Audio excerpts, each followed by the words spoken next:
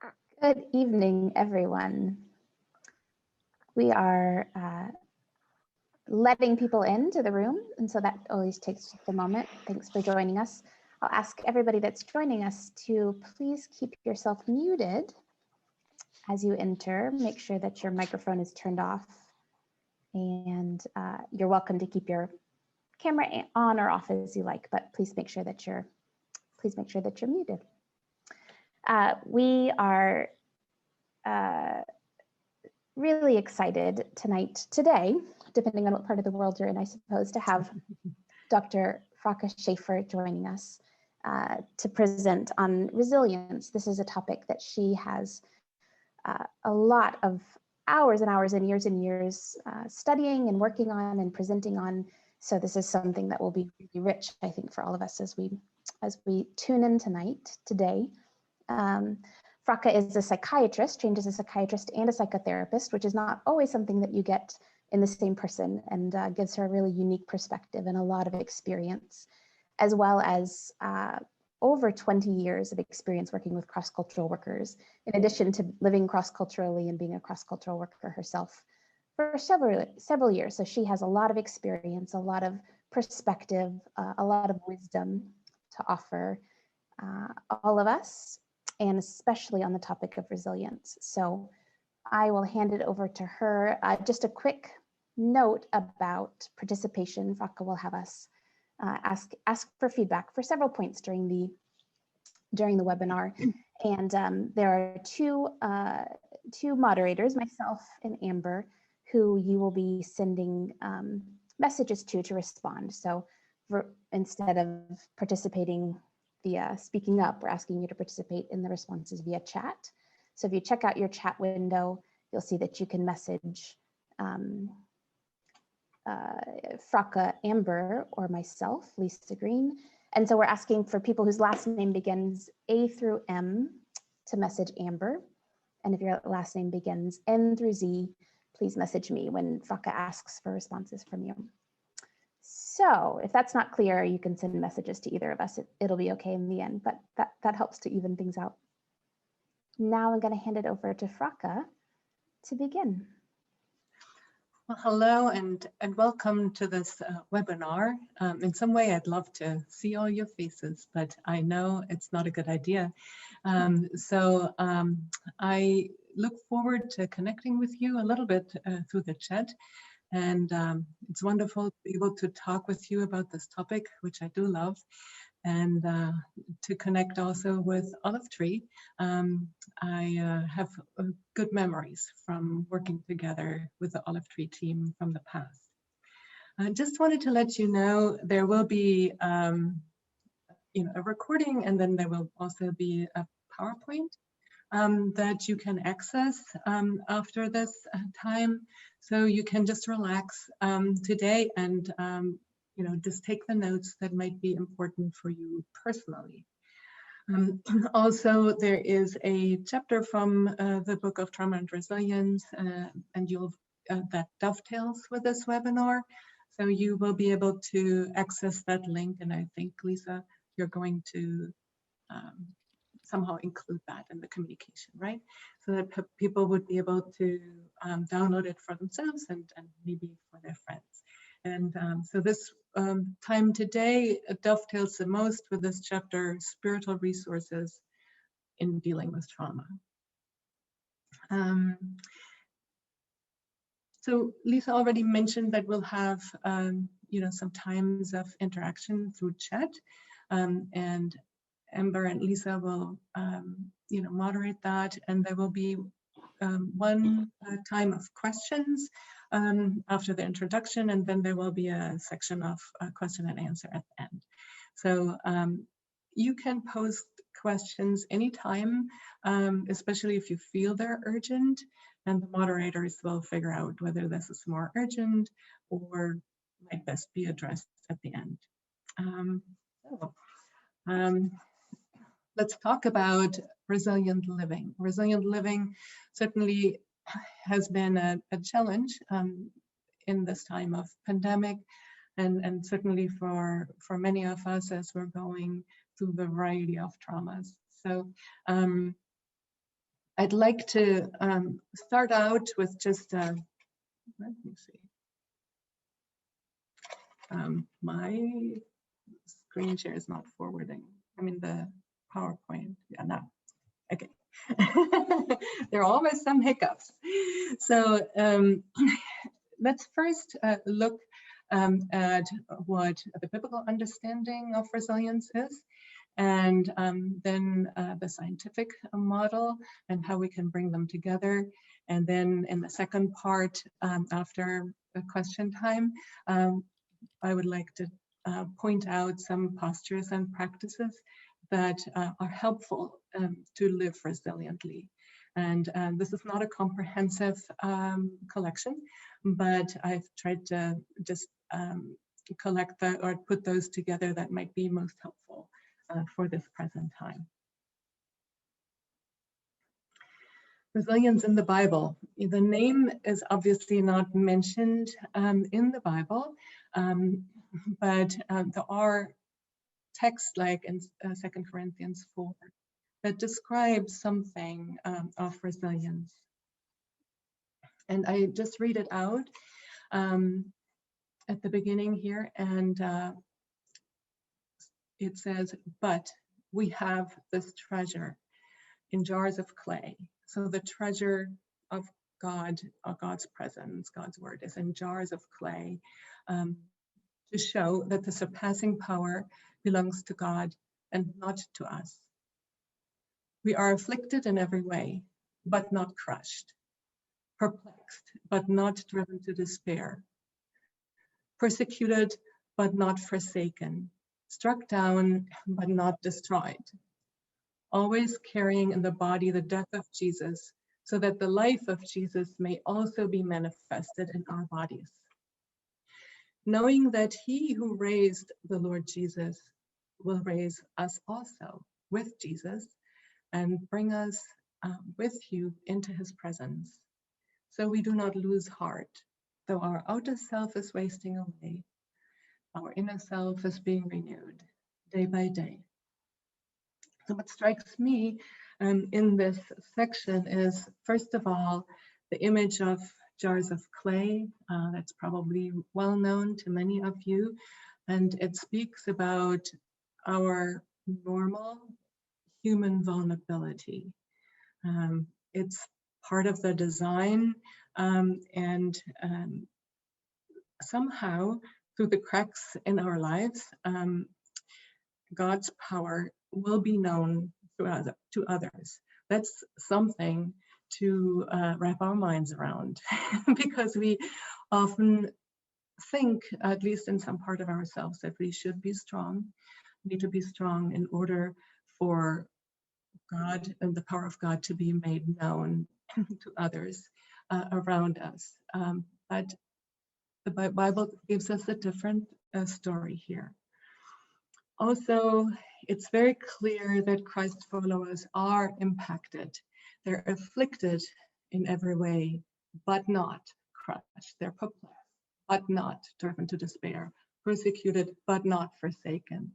Struck down, but not destroyed. So there is impact of these various challenges, and then there is a but not. And there is some kind of a firmness in the middle of experiencing challenges. And that sounds to me very much like the resilience. So the experience of suffering is always more like death-like. It tastes of sorrow, it tastes of loss, it tastes of pain. But at the same time, walking with Jesus through suffering, something becomes manifest that feels like life, that feels like renewal, that feels like Christ-likeness. So that sense of firmness, how does this come about? And when I wonder about this, this verse comes to mind from Romans 8. And the verse before this verse mentions all sorts of challenges and trauma and stressors. And then it goes on and says, in all these things, we are more than conquerors through him who loved us. I love this image of the shepherd with a sheep, holding the sheep out of his own intent. The Lord is intent to hold us through the suffering, and we do well if we stay in his embrace and connected with him. That's the source of firmness, our connection with him and our connection with others. So this webinar will certainly not be a buck up and be strong kind of a session. You probably also haven't expected that. Biblical resilience is at the core, rooted in Christ. And our enduring connection with him, even through major challenges, to connect with him. And our connection with trusted others. And this will provide us more firmness. And there are other things that we'll elaborate upon. Now to the scientific model, and it's a little bit integrated with the biblical model. You see this yellow dot. Oh no, before I go there, just wanted to say that the scientific definition of resilience has to do with our ability to bounce back from the emotional impact of hardship or severe stress or trauma over time. Usually not immediately, but over time. So science has mostly focused on emotional impact. But during the last decade, also has increasing research has been done about the spiritual impact and how it affects emotional impact and how the emotional and spiritual affect each other. So this was very intriguing to me, and I took a little bit of a closer look and was fascinated by the things I found that I'd like to share a little bit more today. It actually dovetails very well with what the Bible has to say about resilience. So this yellow dot is us before the impact, and the yellow line is the timeline on which we move, and the black line on top are all the protective factors that would buffer the impact, and those can be genetics, those can be how our health was, our physical and emotional health before impact. So it's clear to you if we would be burnt out when the stressor happens, so we'll probably be more impacted. And if we have established a really good community around us before the impact, this impact will be more. So when trauma happens or abnormal stress, especially this long-lasting, simmering stress of the pandemic, there will be an impact. And that kind of impact is, there's lots of emotional impact. Sometimes there's physical impact.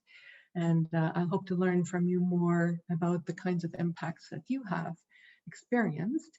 But before we go there, the impact causes disruption that is due to the stressor and is due to our, the impact that it has on us. And then usually follows a time that I would probably call as the Valley of Baca. There's a season of needing to deal with this impact, needing to deal with this stress. And there's often also, there are questions, there's a sense of confusion. Aside from the pain that we feel and other impacts, there's a sense of confusion about God, about the world, about us, about our safety. And so there is this process of struggling and wrestling that we experience. So I'm curious about the kinds of emotional or spiritual impact that you either have experienced with this recent ongoing stress, or perhaps with a more severe trauma. Would you please put some of those impacts you're noticing, kind of the emotional impact? I don't mean the practical impact, but the emotional impact that you have observed that has happened in you during this time. So please put that in the chat.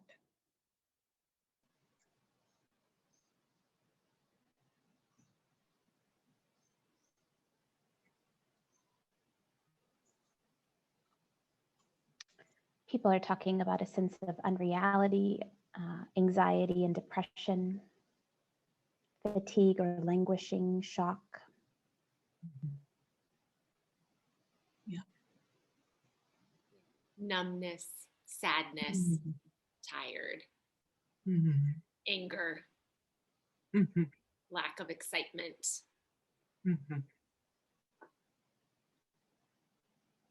Uncertainty, a lot of uncertainty. Right. A lot of tiredness. Confusion. Denial.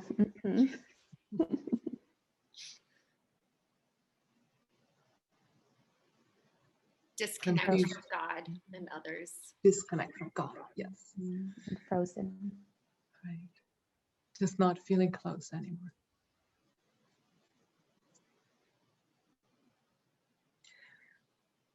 Thank you. Thank you. Yes, all of those and more.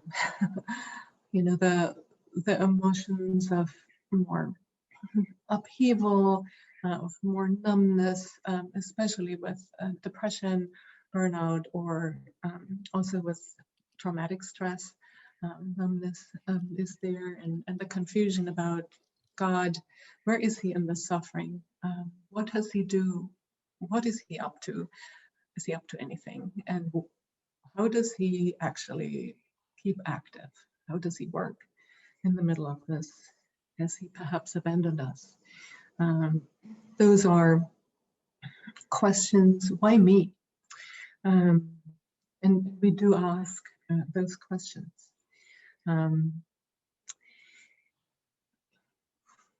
When I went through a traumatic event because my husband had a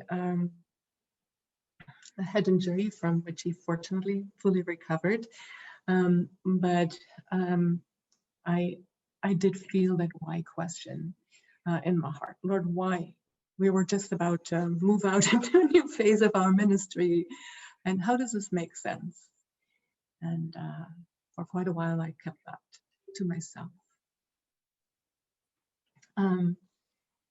So as we move through this process in this blue area, the process of struggling, the process of wrestling, we somehow need to face the reality of those impacts if you don't want to get stuck.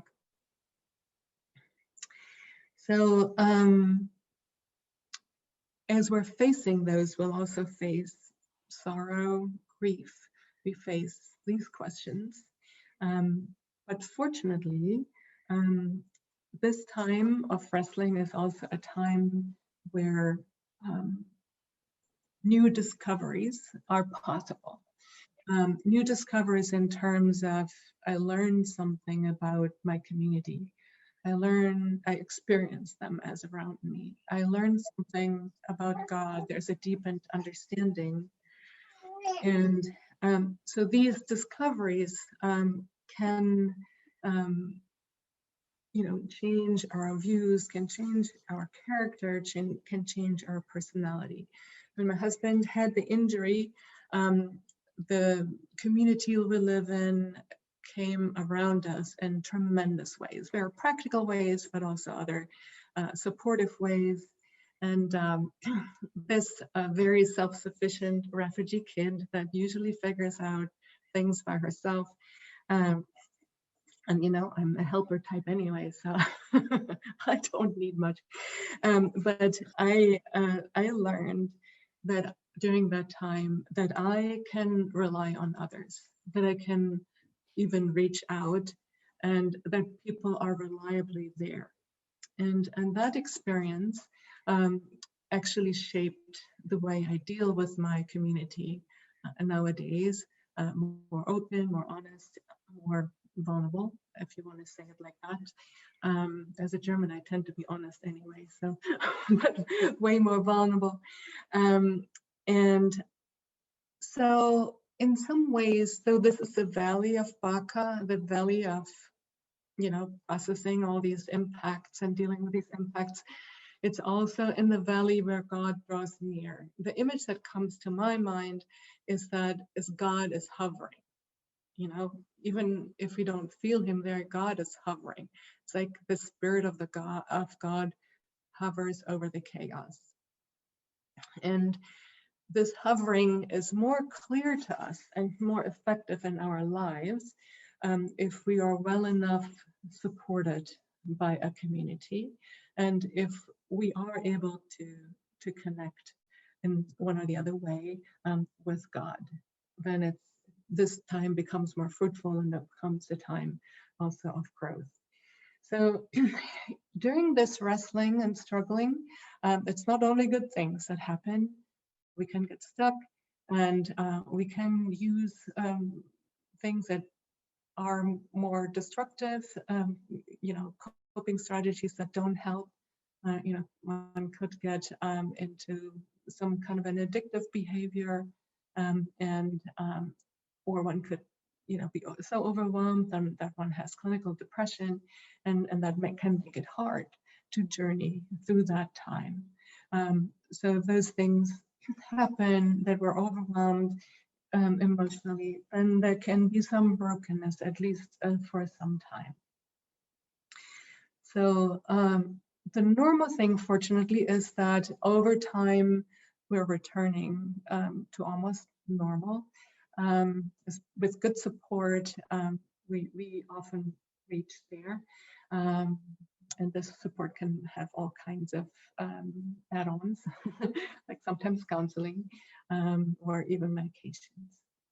And the fascinating thing is that there is also the possibility of resilient recovery. And that means that what we have taken in during that period in terms of new discoveries or new experiences that have shaped our heart in a more resilient way, that then we are coming out of the valley in a more resilient manner. And if we do, then the black region where the protection from impact, the resilience will transfer into protecting us a little bit more from the next impact. So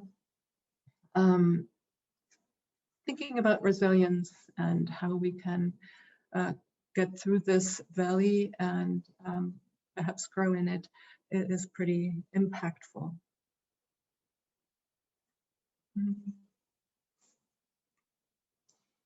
So I mentioned that sometimes we can get stuck and we realize we just don't move forward.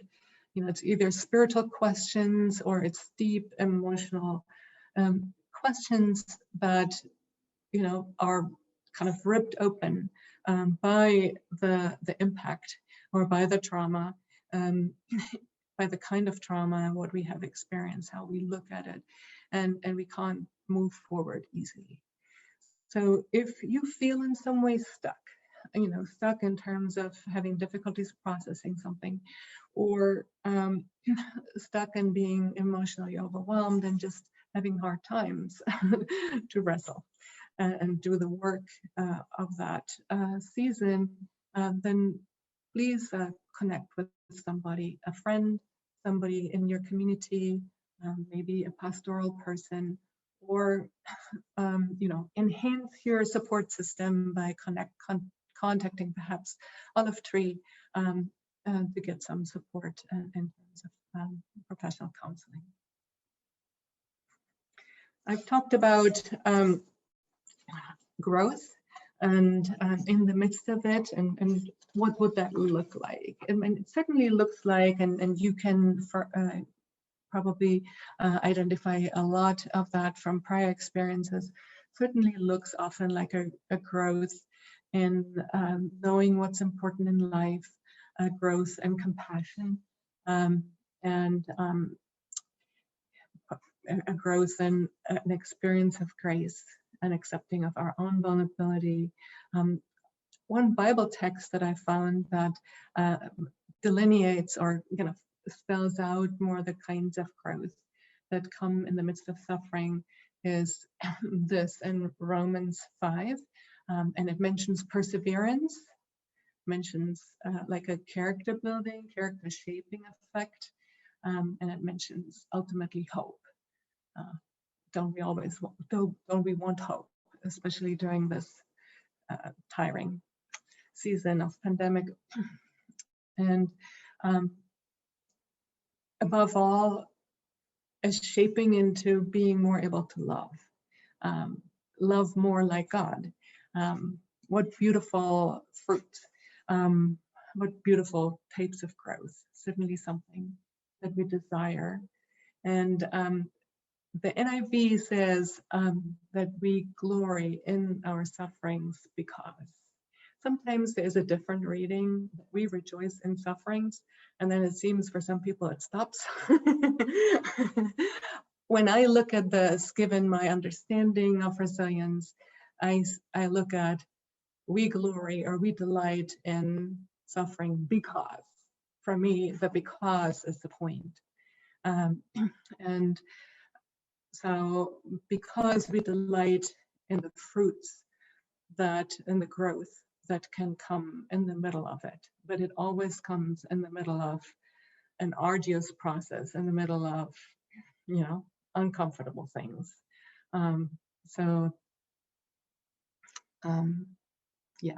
that's how I read this verse and how it makes a deep sense to me.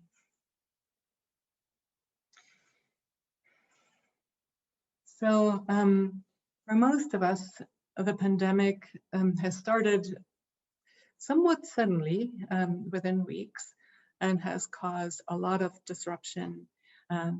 We needed to adapt to practical things. Some of us needed to change their location, and has a major impact on our social life and on any lives in service. It gave us a lot to grieve. It gave us, some more loneliness, especially for singles. And then this thing just lasted and lasted, and death came. More specific grief came, and economic impact came. So in kinds of suffering that last, it's even more important to think about resilience. Fortunately, nowadays there's some reason to hope, pandemic-wise, with vaccines and some progress that has been made there, particularly in certain countries. It's still raging in others, especially India and Nepal. And people who work in higher risk environments also often face valleys of Baca due to traumas of various kinds. And this can be recurrent for some, like violence, civil war, evacuations, or this accidents. It's tiring. You mentioned that in the chat. It's very tiring, and it's abrasive and kind of sucks it out of you to some degree. Fortunately, also for us, there have been opportunities for growth. And resilient postures and practices do help us to reap increased growth during this time. So we need to know how to get through the valley. And fortunately, we know that God is in the valley and that He works in the middle of the valley. I wonder whether you have any questions.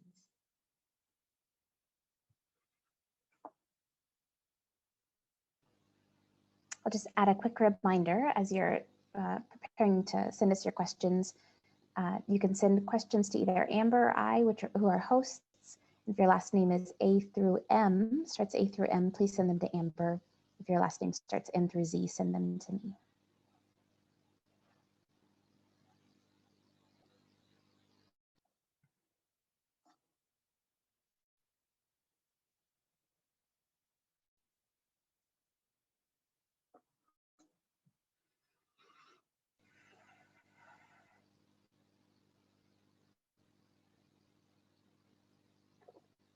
Seems like there are no questions. None coming through from my side. Great. Well, that's wonderful. So we are moving onward. Or do you think to wait a little longer?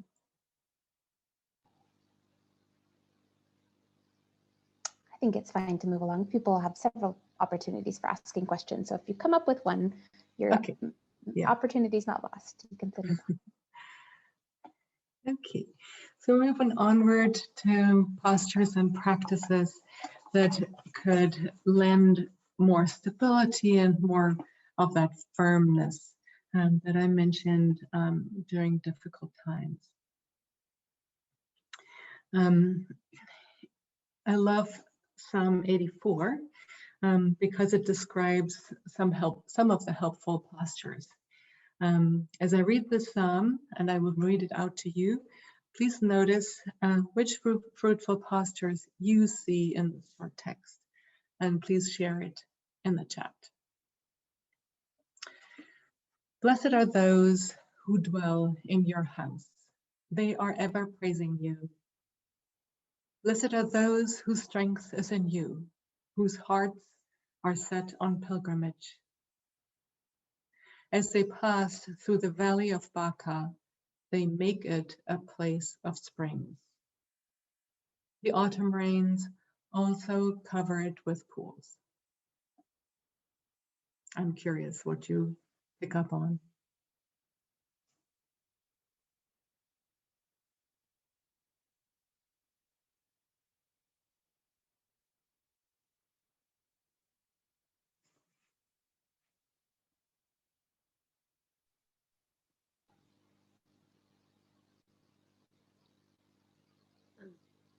Someone said God's presence and thankfulness and praising God.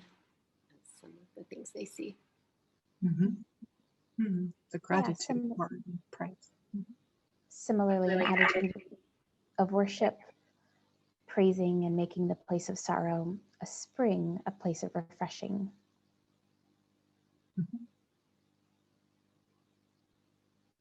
A couple of people said seeking strength from outside of ourselves, not expecting to find it from within us. Right. It's either in the strength for all those who are in the house of God together or relying on God. Also the idea that the hearts are set on pilgrimage, that we're not of this world. The eyes are forward and directed forward as an active stance, choosing peace and joy in the midst as well. I love that. That this is a pilgrimage, not just sort of a fighting through or walking through, journeying through, but there's also this spiritual walk of discovery, like in a pilgrimage, like on our Camino.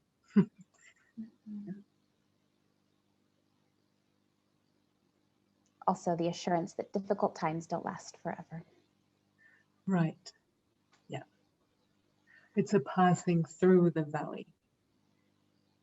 Yeah, I love everything that's been mentioned, and maybe more will come in. And just the notion of a journey and a journey together, it mentions they pass through the valley. It's we dwell in your house, and the house are others. And we're together in the house, and they pass. There's a pilgrimage together. that is pointed out here in the psalm.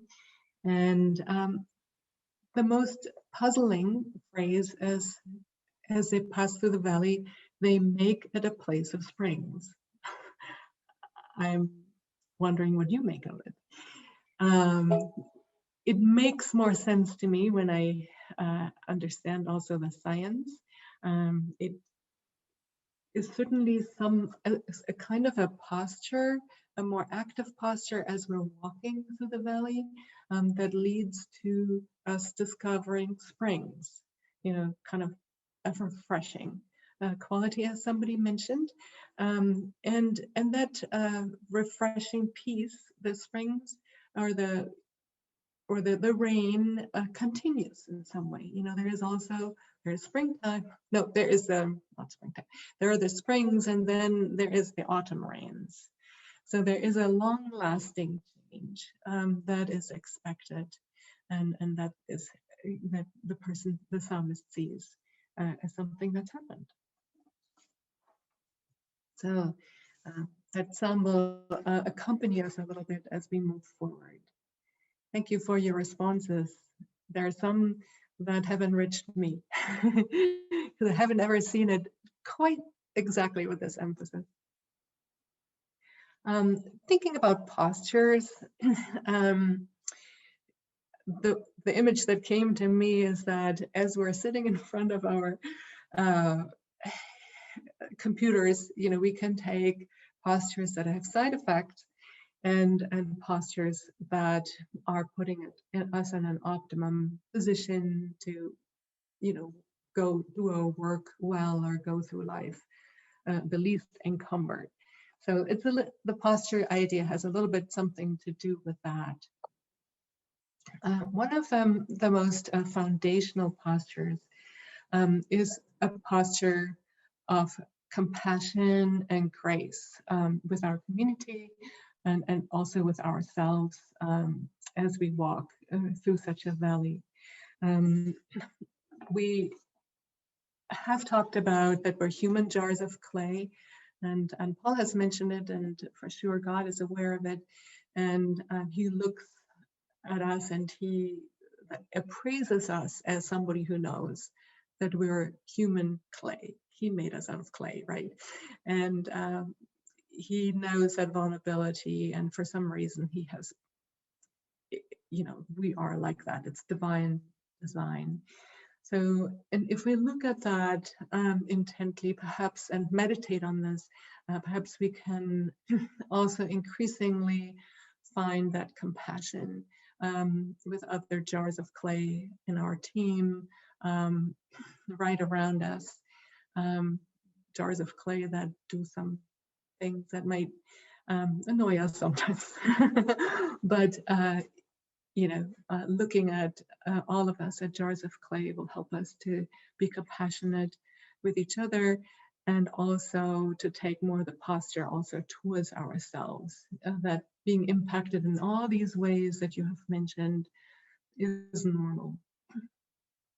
And certainly, when we start to think that we should not feel something, that this impact is for some reason bad, or that certain feelings are essentially bad, when we think about it that way, then we'll feel more like hiding from our team member, hiding from our spouses, hiding from God. And when we're hiding, then we're basically depleting ourselves from the potential support in our community and with God. So,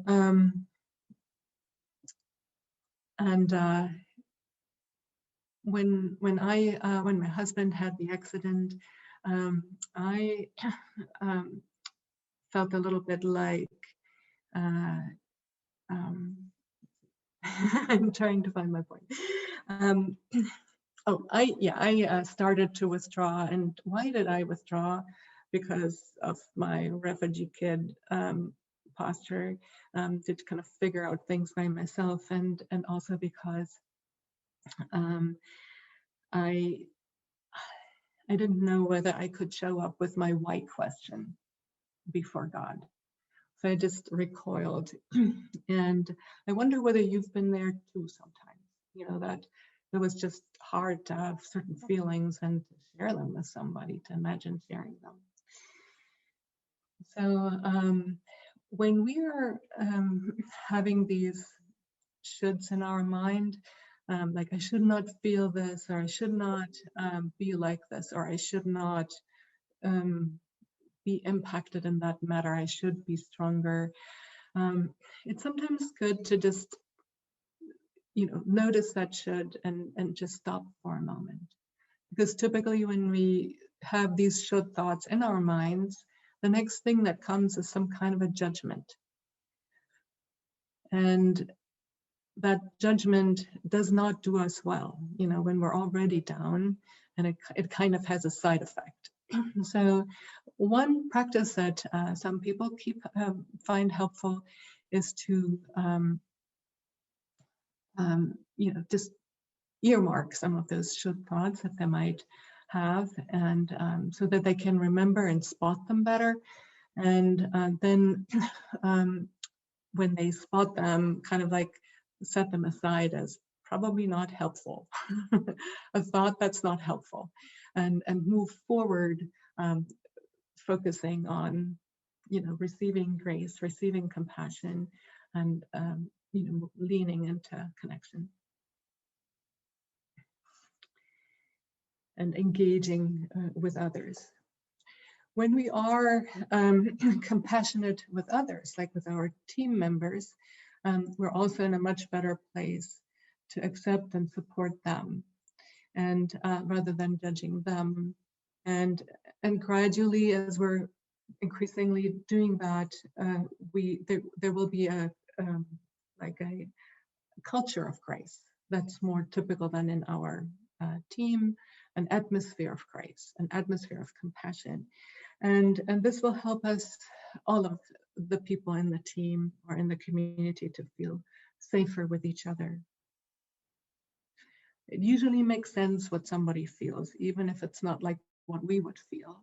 But once we understand a little bit more, you've probably experienced that a few times, that you've been kind of a little bit startled about how somebody responded, but when you understood their background, it suddenly made sense, and you were able to be more compassionate.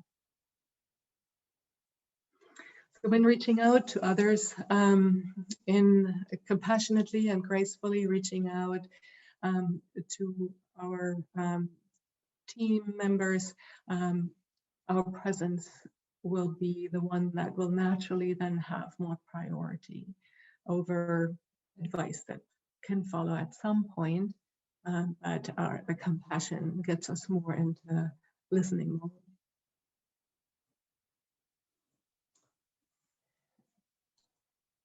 Psalm 84 also talked about the blessings that come out of dwelling in the house of God. And I think one of you picked up on that piece.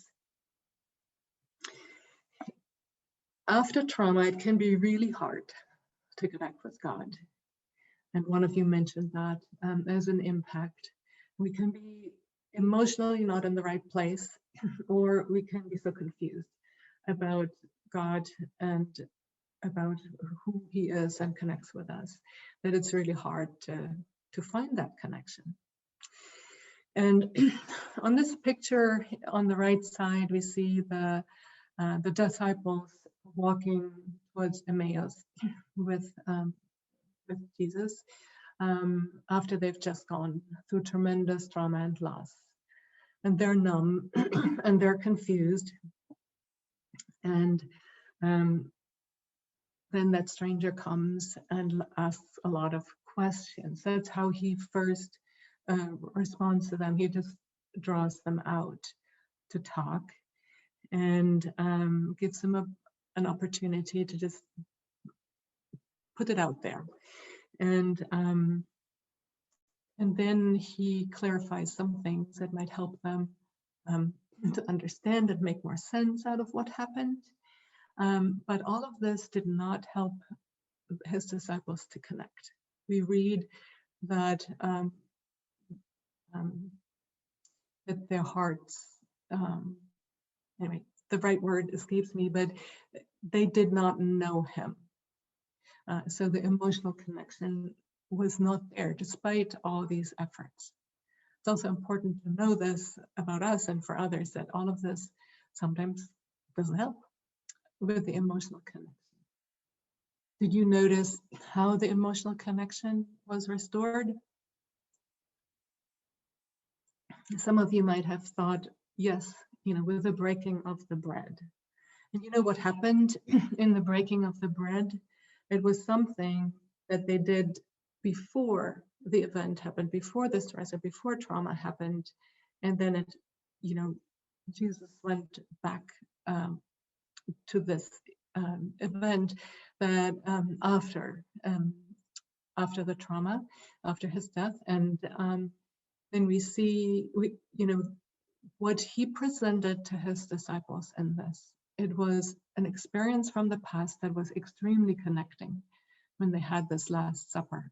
And it was, had a lot to do with their senses. They saw something. They saw the bread and the wine. They heard the words. They could touch the bread and the chalice. And they could actually taste and smell. So it was a very sensorial experience. It totally makes sense to me as a psychiatrist, I'm sure counselors, any person who works in mental health. It makes total sense from the way our neurobiology is made, because when we are under high stress, we are connecting through our senses. So why am I saying that? It can be really helpful in places where you can't emotionally connect, and this is very hard, makes life really hard for you because you feel disconnected, you might feel abandoned. But there are these ways that we connect in our senses with things where we felt God close in the past. So this could be things like a song that has connected me with God in the past, a particular verse that I felt was very connecting, or an image, maybe for some the image of the shepherd and the lamb, or other images, imaginations perhaps, and maybe the hug of another, or a certain posture on the couch with the touch sensation of that, like having a blanket around you. Those things can be helpful when we are able to go back to those, remember that experience, go back to that sensation that has helped us. And then often our eyes are open, like the eyes of the emotional eyes of the disciples were opened. If all of this fails, we can use just our head to remember that the Lord is actually in us. He has given us a part of him. He is already in us. He's not far away. And we can basically kind of relax in that reality, even if you don't feel it in the moment.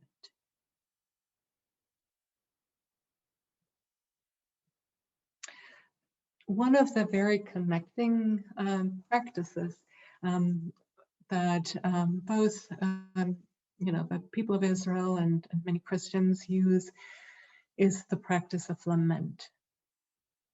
When we are impacted, those emotions can be like these blocks, these big blocks in between us and God. And we really don't feel like we can reach. These blocks are a real pain, and we tend to withdraw. And in lament, people take these emotions. They kind of name them, take them in their own hands, so to speak, and name them, and they hold them to God in a variety of ways. And then they kind of fill it in God's heart. That's my preferred image. And these blocks are not in between, but these blocks start to build this emotional bridge of, I don't feel any trust, but, my action, I give you those blocks. There is no deeper trust than that. So I'm wondering what helped you in the past to lament. I'm sure that many of you have had some practices of lament. And so, lament in this sense of lamenting. That's, or the practice of lament, mentioned a practice in the Psalms, described when we're reading the Psalms or in Lamentations, or, things that are to you like lament. What has helped you practice that? Because it's not easy to do it, and it sounds good, but it might be not easy for all to get access to it. And you sharing what helped you might help perhaps another person on this call.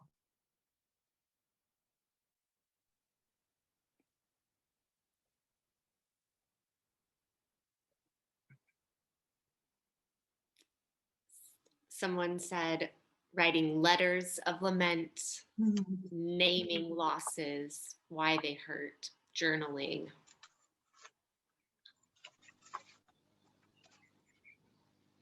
Yeah, a few people also said journaling and listening to music, maybe the right kind of music, reading the book of Job, experiencing somebody else's sorrow. There is a nice song, How Long? Can't remember the group that did that, but by Frost or something. Beautiful lament. Someone also suggested a liturgy of lament, working through a liturgy of lament. Yes. This is where those practices can hold us up for sure. Yeah, in community, times of prayer and lament in community. There are some people that prefer more the being by themselves and write it into just a book, or and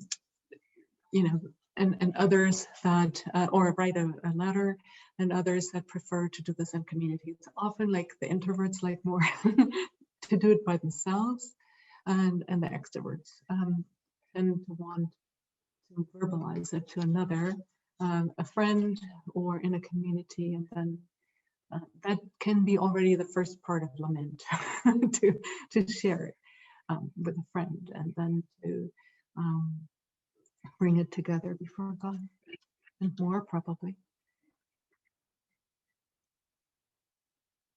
Yeah, I had a couple of people talk about being outside where you can speak aloud freely. So being out, in nature, and just permission to pray lamenting prayers. And that we can bring everything to God. Yeah, that word permission sticks out. We might not necessarily give ourselves the permission to hold these more, harder feelings to God. And in that way, it's so encouraging to read the Psalms and other parts of the Bible, how people speak of God.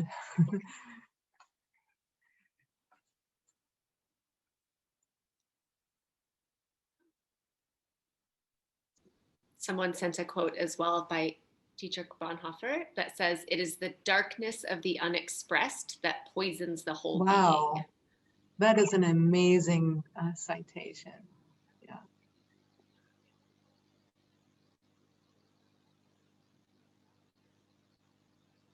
And a few other people talked about praying the Psalms out loud, telling God their expectations and even naming their emotions, both to themselves and to the Lord, specifically naming them, and then holding them out, almost like, and picturing themselves holding them out before the Lord. Wonderful. Yes. Great. Lots of experience and lots to share in this group. So the posture and practice that that is the most important, but I will keep it short, is connecting with others. Psalm 84 talks about they and the house of God, and we've alluded to that multiple times. This, if anything, is the one to invest in the most, because it mostly affects us. And so many teams have made it a practice to build a team culture of mutual support before something bad happens, and then strengthen it in the middle of it, because that will really add to the firmness and to the stability. So kinds of support, and I probably don't need to go into any details here, because you could talk about it much better than I, but is the practical support in the variety of situations. And during COVID, it was a lot of like bringing food to high-risk people, and food in general is wonderful for community support, attending to practical matters, maybe walking together with somebody to help them overcome stress and get in a little bit better place emotionally, just with their body. And then emotional support, listening. I think many people just start to automatically check in, even online with their friends, offering to pray, just being present, even if you can't do it physically, but be online present in some way on a text. Validate feelings that somebody else has and the struggle, and just be there for that person in some way that is acceptable to them. Certainly in times of crisis, it's important not to be alone, not fall into this trap, into this darkness, in the citation from Bonhoeffer, where we are withdrawn, because it depletes us from the best. So one particular area of focus, or one particular caveat that I would like to point out, is that as people who serve, we're typically more the helper people, and I certainly can connect with that. So it's hard to ask for help when you're generally kind of having the help role. But at times we cannot access help unless we ask for it. And having this ability certainly will stabilize us through tough times. When it is hard for you to ask for something, the first step that you can do by yourself, and that might be easier, is just to ask yourself, what do I need? It's sometimes really hard. I work a lot with healthcare providers, and they sometimes have a really hard time to figure out what they need and what could help them. So, if you're in this category, it's good to spend the time with yourself and ask that question and figure that out, because when you can put it in words, then come up a lot, it will be more easy to find an opportunity to hold this to another person. And I fully acknowledge that it would be great if somebody else would notice that I need something and would help me. But I think the crux of being a helper type is that we tend to look strong and chipper. So if people look at us, they don't necessarily notice that we might need help. So we might need to help them help us. helpers need to help others to understand their needs and how to help them. I certainly needed to learn that when Johnny had that head injury. I needed to say specifically, I need that. Like I need somebody to be there so that I can do some exercise. Okay. So in Psalm 84, it talks about the people making a place of springs in the valley of Baca, indicating that active approach. And that's exactly what resilience research also says, that this aids our stability. I mean, how does that look like? It sounds pretty theoretical to me. But when we have already talked about like asking for help, so that would be one important point to kind of switch gear into a more an active mode. It certainly is very tempting to give up when we're in a seemingly hopeless or overwhelming situation. And usually if we give in to that temptation, after a while we feel more depressed and hopeless. Have you ever noticed that? So the way we can still switch gear, even if we're feeling like weighed or hopeless, we can ask ourselves the question, what is the one thing I could do today to improve my situation at least a bit?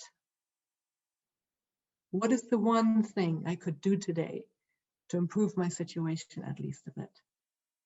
You know, that might be a small thing, but it will change the posture of our hearts, and it will change our outlook. And it often actually changes something about our experience.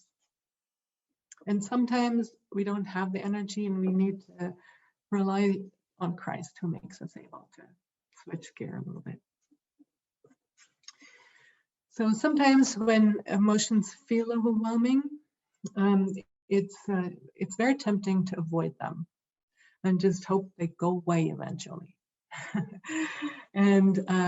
But when we do that, then we're not in a place anymore that we could address them effectively. And unfortunately, it creates this kind of long-lasting simmering stress.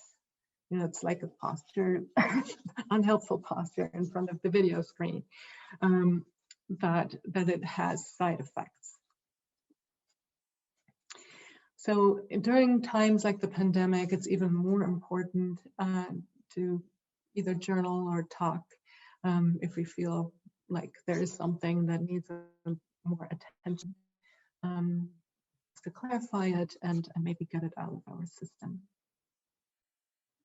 And then we can move more effectively through. Sometimes we need another, like a counselor, to process.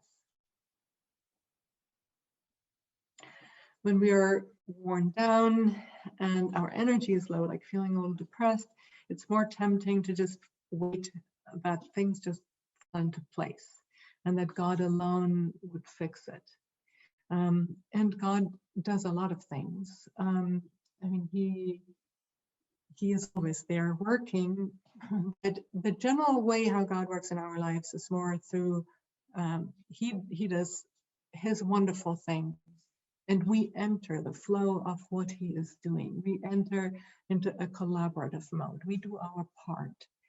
So that's good to ponder how we can collaborate with what God might be doing in our present situation, and how can we shift gear into at least some small active step.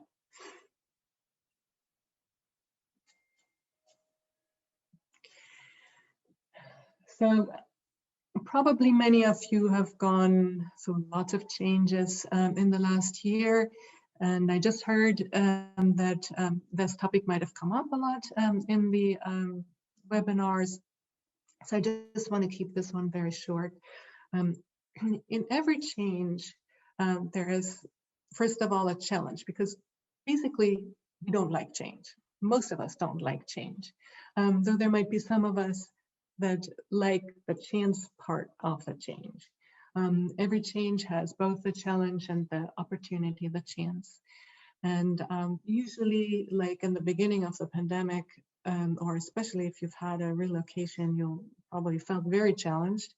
And because of significant change and all the losses. And it is important to grieve the losses that come with change. When we're grieving for a while, it is important to at some point shift gear and hold these open hands to life and God and others, to be filled again, and to be filled in a way that we can, find a way to live our calling in new circumstances. So I hope that this has already happened for many of you, that you have adjusted, that you have discovered opportunities, and that you have found a way for your calling to be expressed in new circumstances. When God closes a door, he opens a window. When we had this experience of the accident, we weren't able to follow up with the plan that we had to be more, move global and, move overseas. But we needed, at least for a season, to stay put. And over time, we realized, actually, this is not bad for us. This actually makes good use of the particular gifts that we bring to the table. And so we were able over time to embrace that.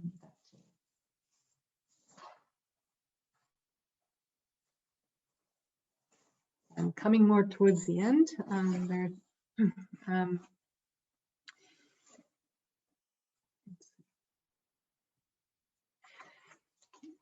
many of you have talked about the fatigue, the tiredness that the pandemic has caused. We all have been in this place where we've had more stress and less opportunity to do something regenerative or refreshing or something enjoyable. So no wonder we got out of balance. And we can do out of balance for a while, but we can't do it very long. Otherwise, we run out of steam and burn out. And we basically, in a long-lasting situation or in a trauma that has deeply impacted our lives, we need to find a new balance. And that often means to slow down, to adjust our expectations in terms of what we can do in our service. And we need to build up what refreshes us. And I've talked to people, and it was not easy to them to figure out what those regenerative or enjoyable activities could be under the condition of lockdown. I was lucky, I had a backyard, I could do gardening, and I took out my photo and made lots of photos of some flowers, and so that helped me to see things that refresh me. So I'm wondering, so this is not, this question probably only Amber will put in the chat, but I'm wondering whether you have discovered any new relaxing or regenerative activities that helped you to rebalance, to find this new balance during the pandemic. Just a few little highlights, and then we're closing pretty soon.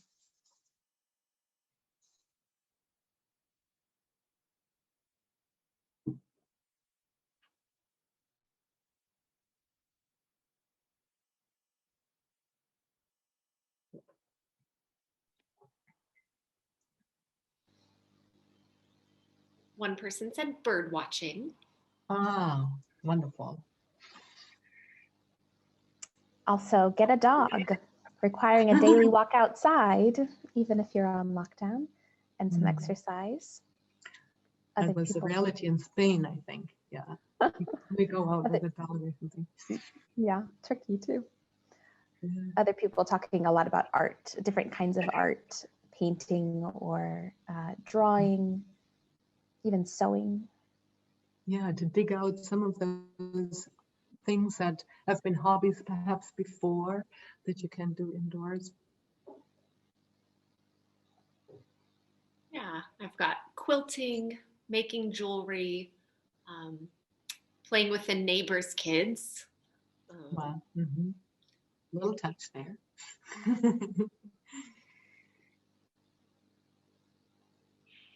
Time on the balcony. Someone said they bought a set of weights, and now that they're back in the US, she can mow the grass and she loves it, which I think is awesome. Great. Wonderful. Yeah. So that sometimes takes a creative act to, to figure out those things that are both enjoyable and possible. And I'm inspired by what people come up with. Just one little note on, finding a balance with reading the news. News have been quite abrasive during this time, still are to some extent. And you probably have noticed that if you check the news, there's often a little bit of a jolt of stress that you might feel because there's new things that we discover, and now the violence in the Middle East. There is a side effect if we do it frequently throughout the day. So as I've been working with people, it made actually a lot of impact for some to feel fresher again, to feel less overwhelmed, if they define just certain times of day to look at the news. And this time typically is not late at night, because then it jacks up your system and it works itself into your sleep, or you can't go to sleep. And it's also not done it's not very fruitful to do it early in the morning, because then before you can find your grounding in the day or find your grounding in the Lord, because that will stabilize you. So it's best to do anything else but but these two things, and perhaps consider reducing social media if that's necessary and possible, or to consume it only at certain times and for certain amounts of time, because there is a lot of impact, emotional impact, especially in the news, or some people just post more emotional impactful things. So it's good to protect ourselves a little bit in that new balance.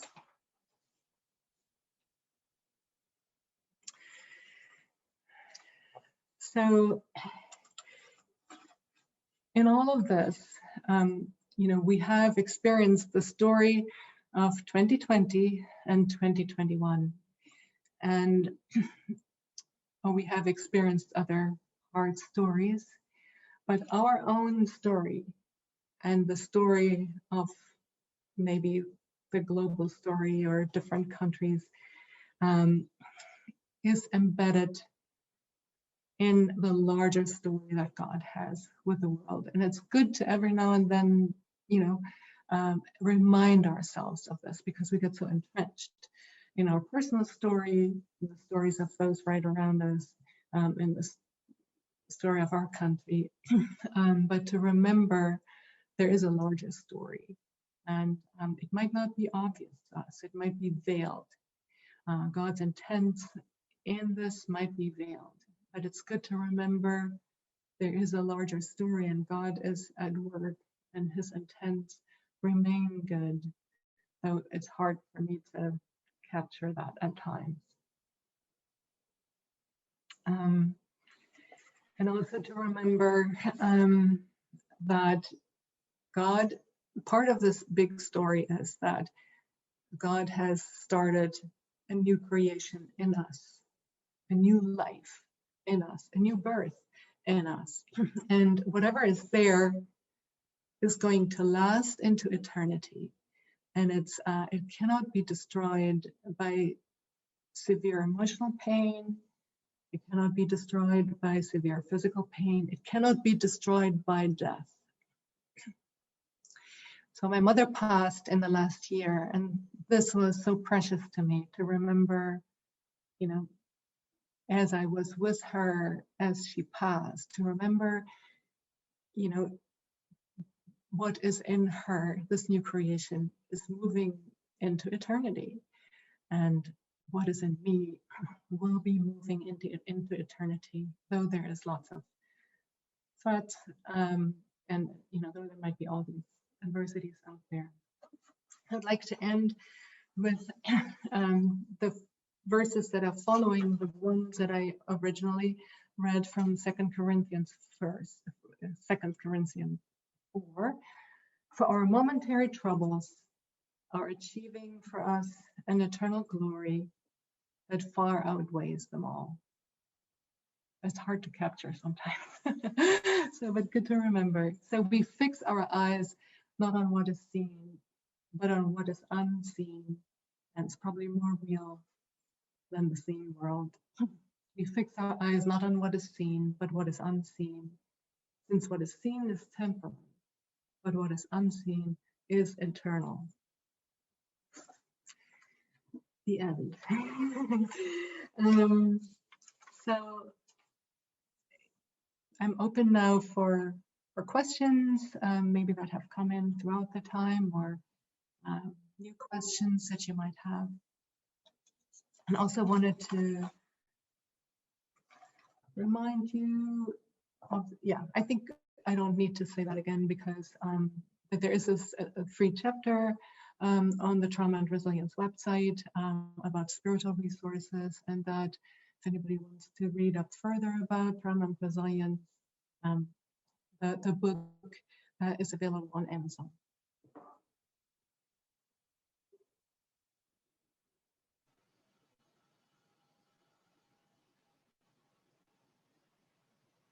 I'll just say, as you're writing your questions, beginning to write your questions, that this is something that will also be available once we have the recording up on the Olive Tree website, along with the PDF of Frauke's PowerPoint, a link for this chapter, which they have really generously provided free, and it's a wonderful resource. I highly recommend it.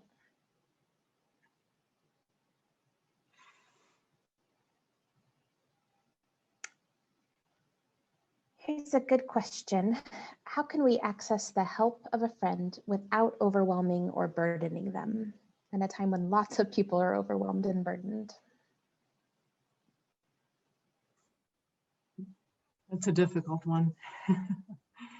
Yeah. I would bank on them, that there is some common experience that we have, and that the person we share with could also be blessed by what we have to share, what we want to share, or they could be blessed by the trust that we give to that person. But I also hear, sometimes if somebody has had a severe violent trauma, it's good to select the person you share it with. You don't want to add to the stress of others that might not be able to process this that well. So I think it's good to have that caution, and at the same time, perhaps in the way you share, to kind of test the waters a little bit, and see whether the person will get restless. You share with, just start, to share something, and see whether you can get the vibe that the person is comfortable and open, and then go a step further, kind of take a more gradual approach in sharing.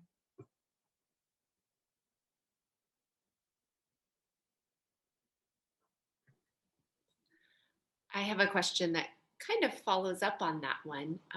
That kind of is, what if you reach out for help and it's denied, or the community you're reaching out to is not safe when you're asking for help? Right. Certainly, if the community is not safe, it's good to reach out for outside support. You know, I mean, olive tree being one of them, or other member care, people who are not a part of your team might then be more helpful. And can you repeat the question again, the first part of it? Yeah. They said, what if you reach out for help and it is denied? Right. Yeah, I think it's good to respect that people in this kind of high stress period sometimes say, I just can't. And to perhaps respect that with grace, though it's disappointing. But you know, I think there are so many people living under cumulative stress, and they can just do certain things, and it's a hard experience, though. Yeah, but then to look for resources outside of your immediate network.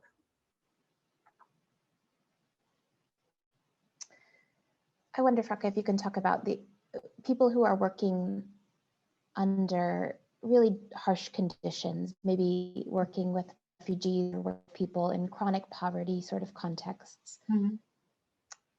Part of resilience, I think this question asker is recognizing is working out how to bear others' burdens, but also only take responsibility for what you can. Mm-hmm. How do you work out the balance in that? And maybe talk about some ways to build resilience even in a situation that's quite harsh and and overwhelming. Right. Yeah, so one thing actually I skipped over that, I'm glad it's coming up, is there are these high stress situations where where it's so abrasive on an ongoing way that you constantly need to manage a little bit your equilibrium. There are some strategies that you can embrace that are, I would call, are more like grounding. So in a jacked up brain situation, we see only the bad, you know, the threatening and the traumatic will come more to our attention. So in those situations, we need to intentionally also focus on some things that are still good or at least neutral.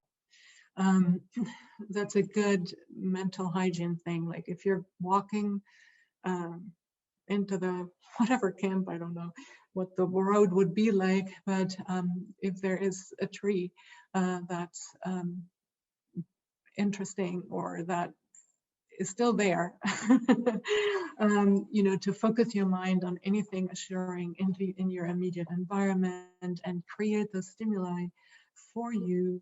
Like if it's an image of your family or a spiritual, you know, a verse or something, and do lots of deep breathing in between to kind of always get your brain and your stress system in a little bit more of a balanced place. Those practices can be helpful. I think also the balancing, you know, with the more abrasive and traumatic things you are privy to, the more you need the regenerative and the enjoyable. It's like, I would say,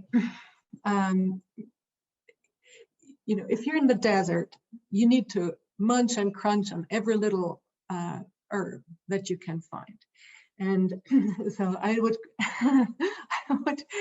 recommend that in practical terms, like to have your rhythm of life as much as you can, to keep some kind of a Sabbath practice, even if it's only a few hours, to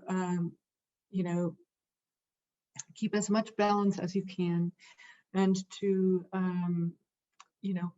intentionally put in enjoyable activities, regenerative activities, because truth is, you can't hang in this place for very long if you don't have them. It's maintenance, you know. It shouldn't just be maintenance. It should be a little fun too, but you know, that's the reality. And then there's something, I mean, this is a big topic, would almost be worth another webinar, but there's something about, you know, to be with people, to feel for people, but also to be with yourself again. I think for people in compassion ministries, that's very important. You only need to be with another to be compassionate and feel like that person for a moment. You need to capture that snapshot. You know, this is what it's like. But then it's better to be with yourself again and notice that you are ministering, you are serving. This is the role that you have. It's not the role to take all the needs, the sorrows on your own heart. Your role is to accompany them as they walk through this. I hope that makes some sense, just to figure out what is the hat that I'm wearing, and again, be with yourself. That's not selfish, but it's just like, this is how you can sustain and take this role of being, of accompanying. Or before you end the day or end this particular place of work or part of work, that you immediately, you know, any emotional burden you feel about that, you immediately bring it to the Lord in an act of, you know, I lift this into these hands. I don't let it sit on my mind, because only so much can sit there. I hope this is of some help for whoever asked that question. That was, yeah, I think very helpful. Maybe one last question as we're wrapping up. I wonder just about ongoing resources. Maybe this is in your book or something else, but about even just some sort of tool to evaluate somebody's resilience, your own or somebody else's. Do you have any idea of a tool that's kind of a helpful check-in to evaluate somebody's level of resilience? Yeah, we do have on our website the resilience sheet about resilience factors. And so you can ponder those and form questions according to that. But that's probably more in a time before somebody goes into a stressful environment. I think generally, you know, resilience, I mean, resilience is not exactly equal mental health. It's more, it's that firmness, is that sense of stability that will be impacted, and over time we recover. So that somebody is impacted by something that's understandable is not a lack of resilience. So there's those factors. It's good to keep those factors in mind and maybe ask into those if this was from an organizational leader, that question, a member care person. And then I think just some general observations that are easy is to see, is this person able to cope and deal with these things in a reasonable manner? Though it might be hard, but is that person, is this person on the edge of being overwhelmed a lot of the time? So that is a time when it's good to refer to a trained counselor, or even to, on occasion, consider medications. And then obviously if somebody is suicidal, you know, the resilience is not there at that point, because there is so much hopelessness that the person is unable to use their normal coping skills. So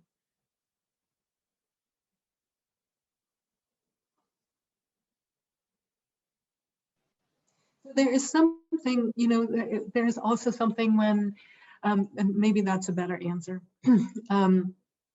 when you are not very resilient anymore, when you're close to burnout, when there is, you know, your stress level is generally pretty high, you know, like normal is here and your stress level is pretty high.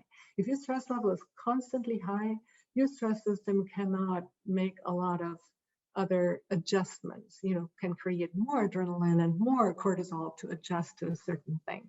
So the way you notice with a person in practical terms is that, if even smaller things that I try to adjust to or that impact me cause a lot of impact, they just cause quite an impact in my emotions and in my stress system. I feel stressed easily and all the time, and I feel like jumpy, and I feel irritable all the time. That's a good, it's this kind of burnout, pre-burnout feeling. That is a good time to, or that is an indicator that that person's resilience has suffered.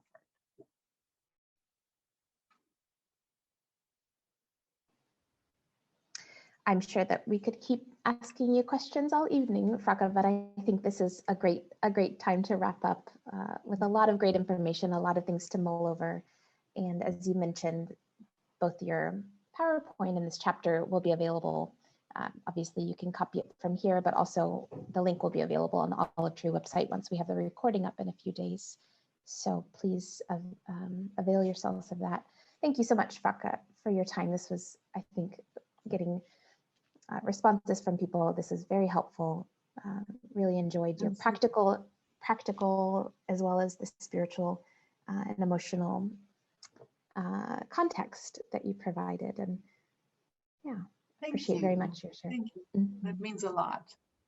And it's been great to be with you, even if I can't see much of you, but I could see some. God bless you.